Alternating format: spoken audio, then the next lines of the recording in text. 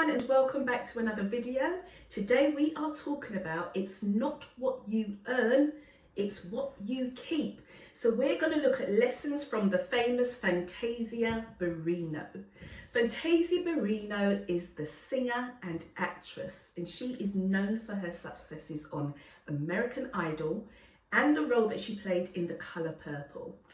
Now, she has publicly discussed her past financial struggles, and she's had a few, including filing for bankruptcy in 2009 due to the foreclosure on her home and other debts that she has also had acquired. She has since rebuilt her life and career, but now she is an advocate for the importance of learning financial literacy and becoming a businesswoman. Fantasia has spoken about her pressures, the pressures that artists in the industry face, and how many, despite all the appearances that they have and the money they have acquired, but how they may still struggle financially. She has also sharing lessons that she's learned from her earlier mistakes, including the importance of understanding how contracts work and managing your money responsibly. Now, let's look at some of the key lessons that Fantasia has learned.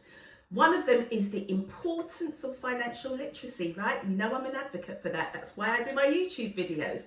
So she's admitted to not understanding contracts or even how managing her earnings for her career and how that all works. What she did, she trusted others to handle her finances, which led to significant setbacks. Now, a lot of people do that, right? Because you don't know it yourself, you trust somebody else to do it for you. And what I do is I always say to people, you can do that because they're more professional than you, but you still need to know the basics. If you're running a business, if you're a famous artist, you are a business if you're an artist, but any business that you're doing, it's absolutely fine to get the professionals to do the work. But without the understanding of the basics, you can still get into trouble. You can trust people, but people are human. They are still human. And so they may not do things when you want them to do it. Or they may have forgotten to file your taxes, for example. Or they may have been ill. Life might have happened to them and they've disappeared, right? I've heard stories like that. So if you know the basics of when things should be done, then at least you can get somebody else to do it, or you can hold whoever you've asked to do it for you accountable and check in and say, have you done what you're supposed to do? So that's what she did. She trusted other people. And I hear of that with a lot of artists, trusting other people to do things and they don't actually do it. Lesson 2 that she's telling us today is living within your means. My goodness. She lost so much of her wealth. She actually lost her wealth twice. But here's another story. She managed to rebuild, but she lost her wealth, her significant wealth, twice. What she then started to do was embrace simpler living. Right, what does that mean? So Fantasia, what that meant was cooking her own meals instead of relying on luxuries like a personal chef. Now, there's nothing wrong with those things, but what we're talking about is living within your means. I mean, here's the real thing, right? You could have two different people earning £10,000, right? One business earns £10,000. You can see them all over Instagram, social media, whatever your preferred places are, living their life, right? But you don't really know what's happening there. They may have earned £10,000, but they may have only spent 2,000 of that 10, leaving them with 8,000 to do what they want with. Business number 2, same thing. They earn £10,000. However, they spend £8,000 on business expenses, which means they only have 2,000.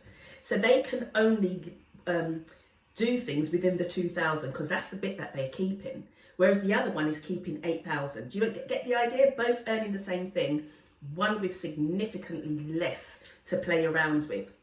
So somebody could have 10,000 and have a personal chef and it's fine. It's within their budget. Another person can't. You better be cooking your meals, right? Because you have to live within your meals and within your means, live within your meals, live within your means. And that's what's really, really interesting when you hear somebody like Fantasia say that. Third thing is building a trusted team.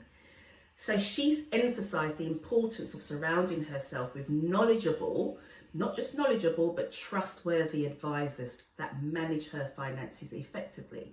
And in order to do that, you have to somehow build that, or you have to get referrals from other people. If you're taking a risk, you might work with someone for 6 months and it's not working. Don't think you have to stick with it. Find somebody else. Make sure the person you're working with does have the knowledge. I mean, also surrounding yourself with people who are in the industry and who are doing well, because then they're also able to refer other people to you. I'm doing the same thing right now by building my community. And my community will have trusted advisors in there that I then can recommend to other people within the community.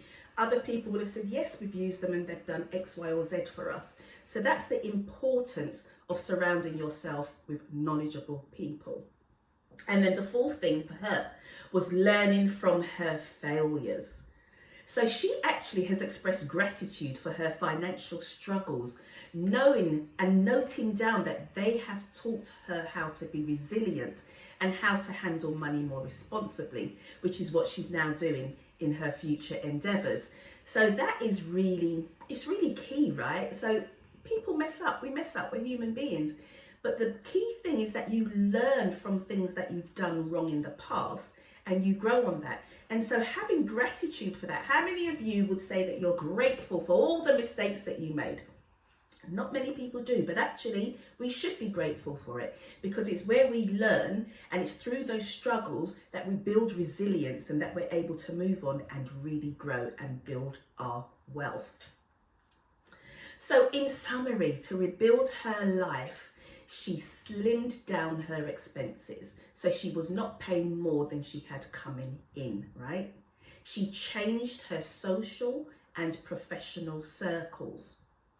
And you know what else she did? She pursued new ventures, such as launching her own wine brand, but also not just having multiple streams of income. She returned to school to study business administration. That just demonstrates her commitment to her long-term financial growth and not going back to making those mistakes of the past, but also inspiring others to learn from their mistakes. So Fantasia's story is a powerful reminder of the value of financial literacy, personal accountability, getting involved in a community, having good people around you, and persevering in overcoming setbacks. Thank you guys for listening. I'm Jackie Stewart. You have been watching Financial Wealth Community. Come and watch all my other videos, share the love, and please remember to subscribe and hit that notification bell. See you on another video. I need to feel something, a feeling pulls me up deep in my heart and amongst these lost